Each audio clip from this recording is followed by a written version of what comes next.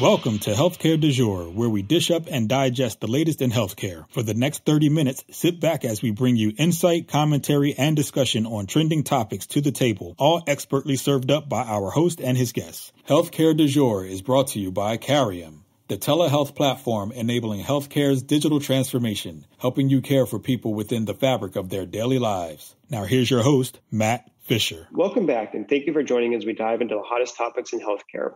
I'm your host, Matt Fisher. On the menu today is Matt Cohlmia, Executive Director of Digital Strategy at Providence Digital Innovation Group. Matt, welcome to the podcast. Thanks, Matt. Great to be here. So what I always like to do before getting into the main part of the conversation is give my guest more of a chance to provide a background in terms of who they are and what they do. So Matt, the floor is yours. Yeah, that's a great way to start. So my name is Matt Cohlmia. I'm Executive Director of Digital Strategy for Providence in their Digital Innovation Group. And what we do there, my team partners with our clinical and operational leads. Providence is a 51 hospital system across 7 states, one of the largest in the country. Our goal is to partner with our clinical and operational leads to identify opportunities for digital to meaningfully, help their business, whether those are clinical outcomes, mission outcomes, financial outcomes. We have a small but mighty team. Within the Digital Innovation Group, we also have a large product team. So we build and spin out companies. We've just spun out our largest earlier this year called DexCare. Before Providence, I was kind of all over healthcare. I did pharma consulting, payer provider strategy consulting. I went to business school. I worked for the Massachusetts Office of Medicaid. I worked with a social determinants of health nonprofit called Health Leads. I worked on my own revenue cycle and billing startup, and then I wound up here. So kind of darted all over the healthcare industry, but always new and exciting around every corner.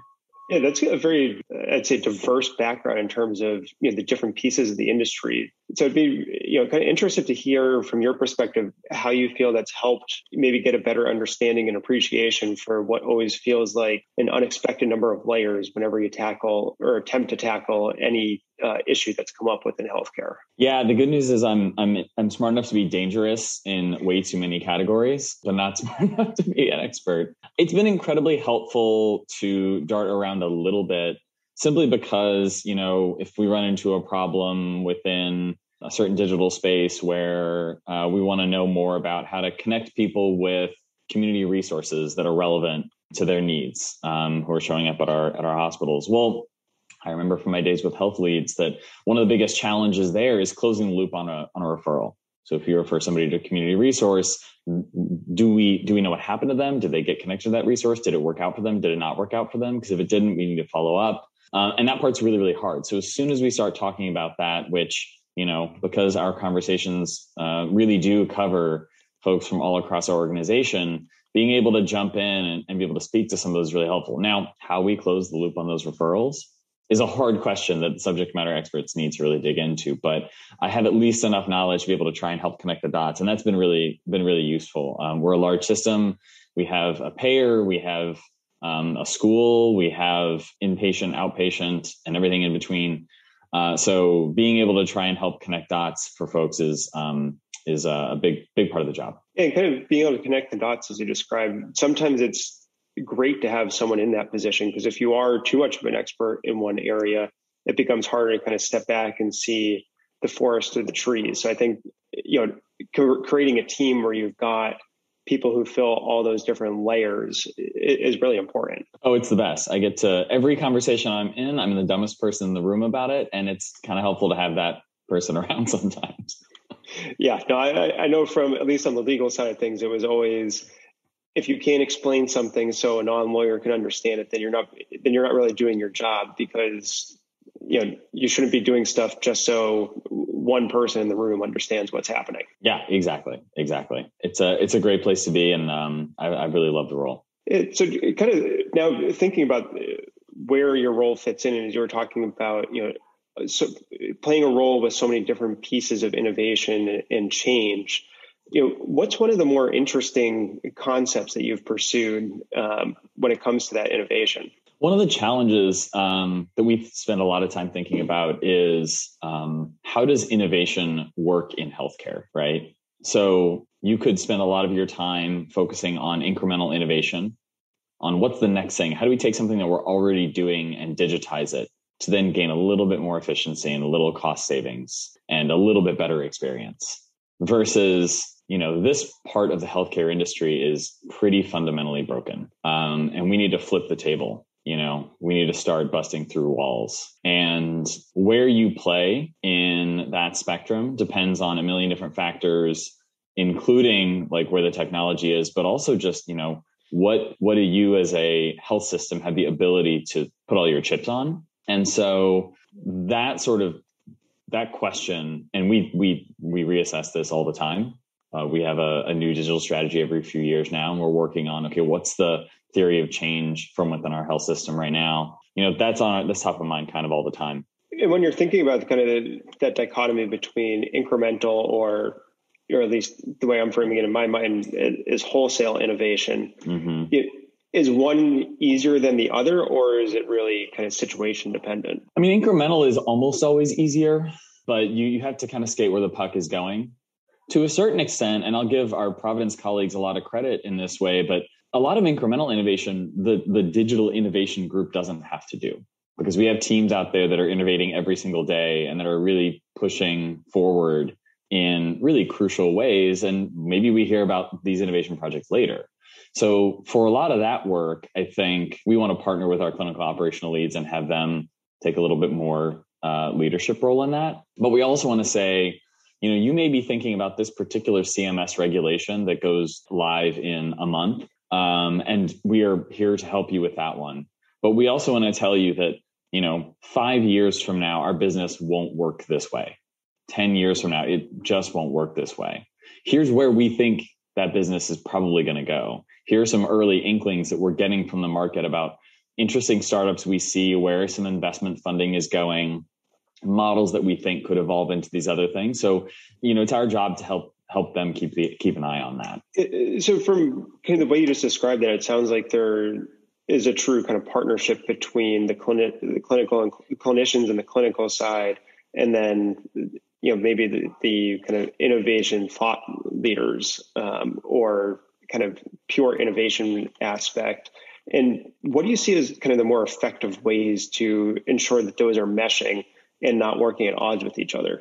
I think really good communication is really important, but honestly, just understanding where each group is coming from, right? Because if I don't understand that they have this pressing need to meet a CMS regulation in the next month, we're not going to get anywhere. And if they don't similarly see that the business model can't continue to work this way for another 5 years, we're going to be stuck again. So a lot of the work that we do is about saying, we'll help you with this short-term thing if you'll help us with this long-term thing. And candidly, we have great relationships with leaders across our organization. They've been just incredible to work with.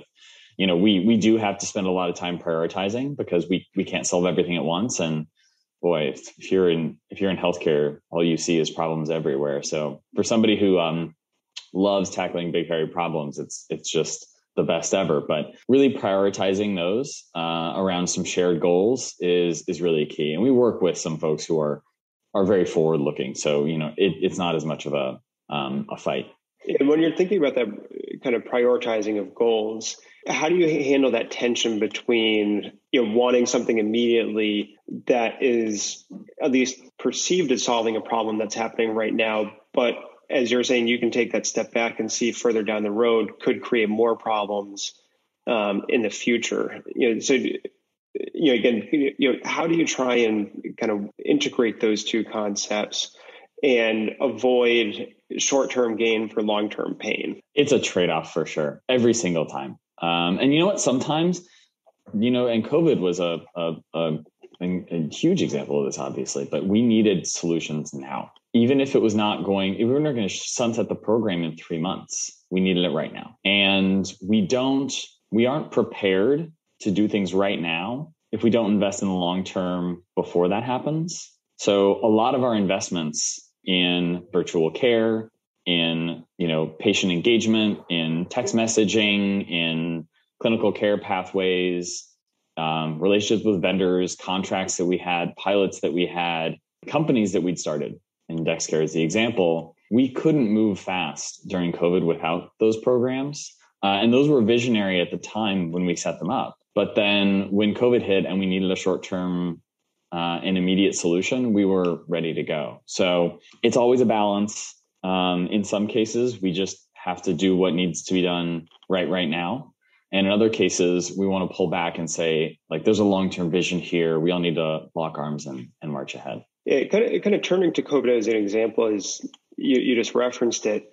What, from your perspective, what were some of the key takeaways in terms of being able to implement forward-thinking ideas or solutions? One takeaway is that this industry can move fast when it has to. It was exhilarating, but also a little heartbreaking to learn that fact because, for a lot of us, work that we've hoped would bear fruit for many, many years around, virtual care and, innovating outside the four walls, happened almost overnight, which was, exciting to see and good to see that we could still care for our patients in that more challenging environment. But I think one key learning is that patients really like using these digital tools to engage with our care. We have high satisfaction rates across the board.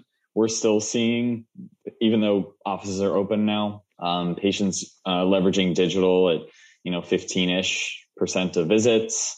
Providers, a lot of them really liked using virtual. But another thing that we had observed is that if you just take a analog process that is not very good and make it digital, what you have is a not very good digital process. And so while in the moment we needed to move really quickly, we also wanted to step back and say, or we needed to step back and say, okay, but should this process have been designed differently from the get-go? And we're now much more, as we've been able to, at least on the digital side. I know our caregivers are maybe at their worst burnout period in total, but on our administrative and digital strategy team are able to step back and say, hey, how would we redesign this process now knowing that we can leverage digital? How can we not have a patient do a virtual visit and then have to come in for another physical visit because we knew that physical visit was going to be required the whole time and have just now, doubled our costs. Right. And kind of, thinking about that aspect of it from a policy perspective, I've heard that kind of concern cited as a reason to, despite the rapid deployment and kind of, as you said, widespread satisfaction with the use of digital, to potentially allow it to roll back because of that concern of, well, we'll just do all this stuff digitally initially, even if we know that the in-person is going to be required. So how do you think kind of that workflow can be further refined and made more efficient? Absolutely. I think part of the challenge is simply that we have not unbundled the visit or deconstructed the visit. We still think of a visit as a thing. It is a whole thing with all of the pieces still there. You still show up at a certain time. You still fill out the same forms. We still do the same checks. We still ask the same questions. And so if you had a virtual visit before that, we don't today swap out all the parts of that visit that we don't need anymore because we already covered it in virtual, because we're so stuck on a rigid idea of what a visit is. So what we really need to do to make this workflow effective is to fully understand what parts need to be virtual, what parts need to be in person, and how we choose to deconstruct the visit over that time period. In some ways, you could have a much better visit if it's deconstructed because you could ask information in advance that could then determine how the in-person visit is done. You could have the patient go get a lab before the visit if it seemed like that lab would be a useful way to conduct the visit. So instead of it being a 15 minutes, we have to cram everything in, we have to do everything soup to nuts, you can space it out over the course of a week with smaller touch points and then create a visit that is not only less overall cost and clinical time, but also just serves the patient need much better. Yeah, no, I think that's a great description of, as you said, unbundling and breaking a visit or a traditional visit into its different constituent parts and figuring out what part goes best at what point in time. But for those of you just joining, I'm talking with Matt Cohlmia from Providence Digital Innovation Group. We've been talking about innovation and most recently kind of that shift that occurred during COVID. And building off of that unbundling of the visit concept, do you see any barriers from the way the bulk of the healthcare system still works in terms of fee for service of allowing that to happen? And if there was a more widespread shift into alternative care or alternative payment methods, where maybe there was more focus on quality, how that could help, drive that shift that you're describing more quickly. Absolutely. I mean, and apologies, I don't know the exact details of what is required from an insurance standpoint to have a visit qualify as a visit, but I would imagine that breaking it up into those pieces might be disqualifying, right? If you got part of that visit in advance, if you did it via text message, if you didn't do A, B, C, and D within a clinic visit, maybe it just doesn't get reimbursed. So, but absolutely within a value-based care environment, deconstructed visits make all the sense in the world, especially because a lot of the high costs that are incurred, that a lot of high cost patients are much better served by more frequent, more touch points with fewer in-person visits. So for example, if somebody, let's take some of the higher cost conditions like diabetes, monitoring someone's A1C when they're not in the clinic is so much more valuable than just getting those infrequent check-ins in person. And if we could check in with patients more often in a lighter touch way, in lower cost way, it makes all the sense in the world in a value-based care environment. In fee for service, we'd have to make the pitch to all of our payers to let us, construct visits in this way and kind of try to thread the needle on that one. Yeah, it's kind of like you have the perverse incentive under fee for service to have potentially that lower frequency visit because you might be able to bill more. Because if you're interacting more in between visits on something that maybe isn't reimbursed as much, or if at all, if you make someone healthier by doing that, you're going to have less of an opportunity to interact and drive your revenue. So, again, it kind of goes to that perverse incentive of how the fee for service system operates. Yeah, I mean, one of countless examples, but a system where a care team could essentially get paid more to take better care of a patient, a lot of things suddenly make a lot more sense. Yeah, and kind of thinking about that situation where you're almost, I think, trying to enhance the role of the patient and really put them, I would say, arguably more at the center of what's happening with their care. How do you see that kind of shift of the view of the patient and patients having more information readily available and, pushing for more self-advocacy? How does that play into your approach to innovation? Yeah, absolutely. We talk about patient centricity, but then patients need to wait weeks to schedule time with their provider. They have to then fill out forms. They have to wait in the waiting room. They get to spend 15 minutes. The provider's in a lab coat. You're sick and feel terrible. Listen, our providers are some of the most amazing, compassionate, open, empathetic people. They are wonderful. They want to make it about their patients and they care more about their patients than anything. But every other part of that experience tells the patient, you are not the most important person in the room right now.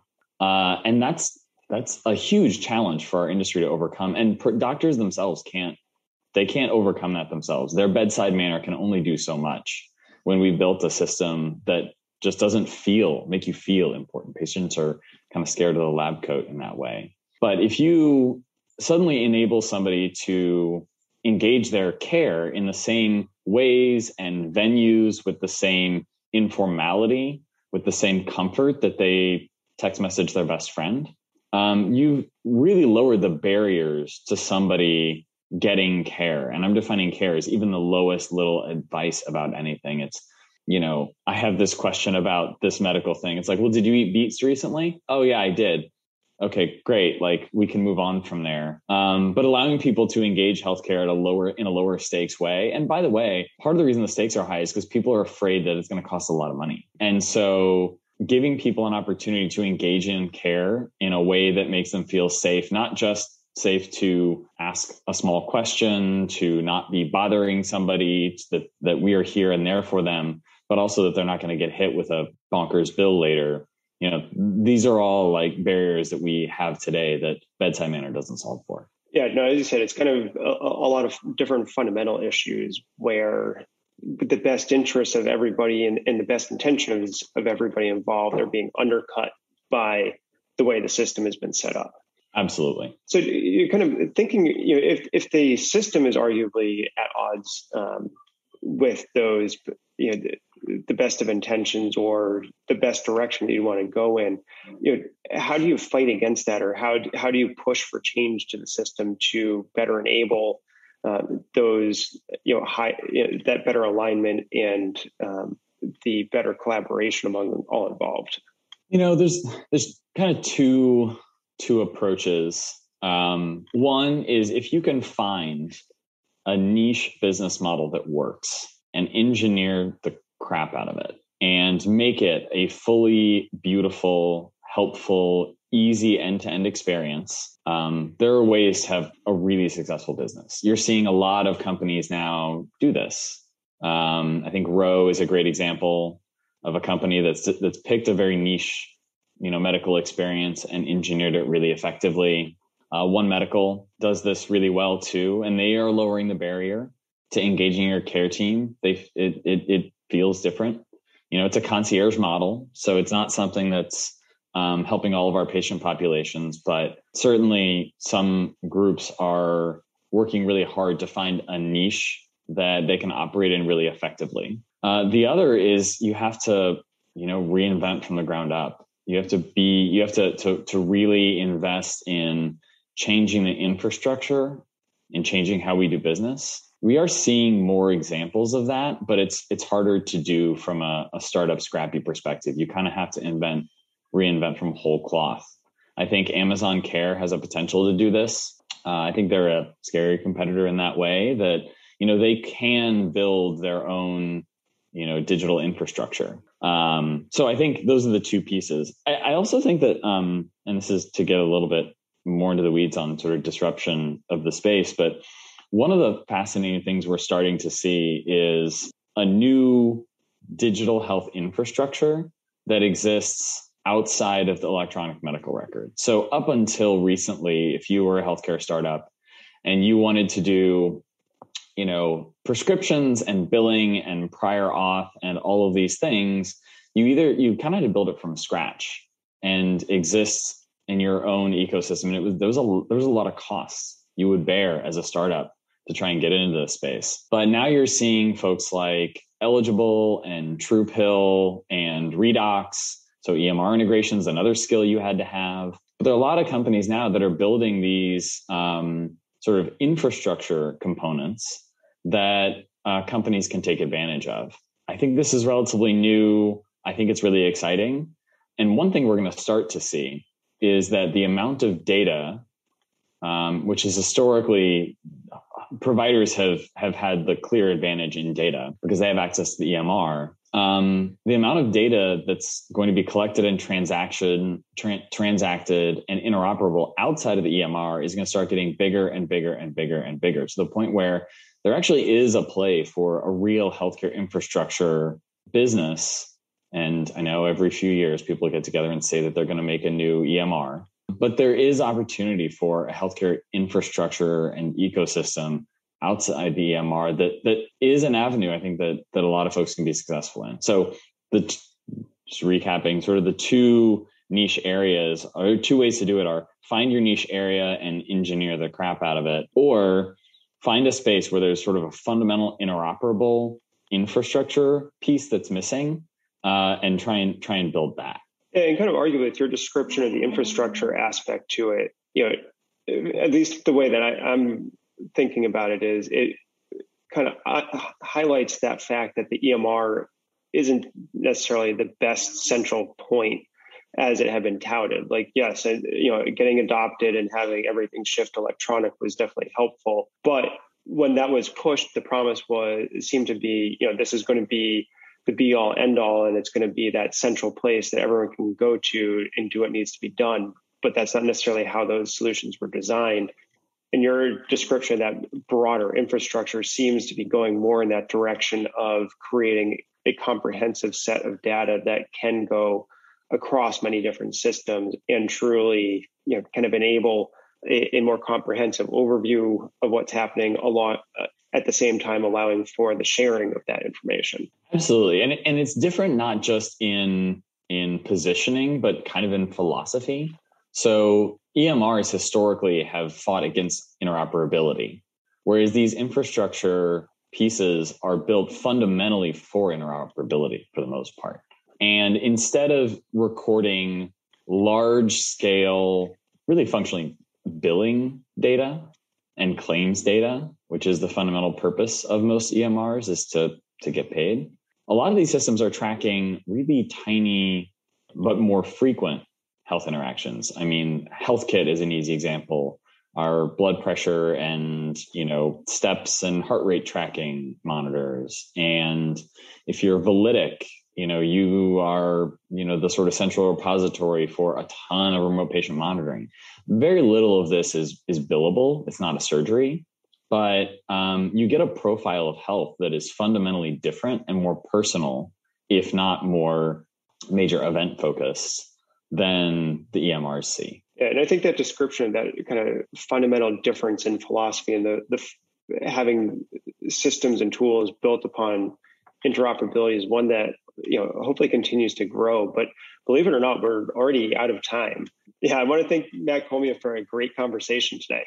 Yeah, thank you, Matt. Great to be here, and hope we talk again soon. Yeah, and thank you to everyone listening. Keep the dialogue going and connect with me at #HCDEJURE. I'm Matt Fisher. Until next time.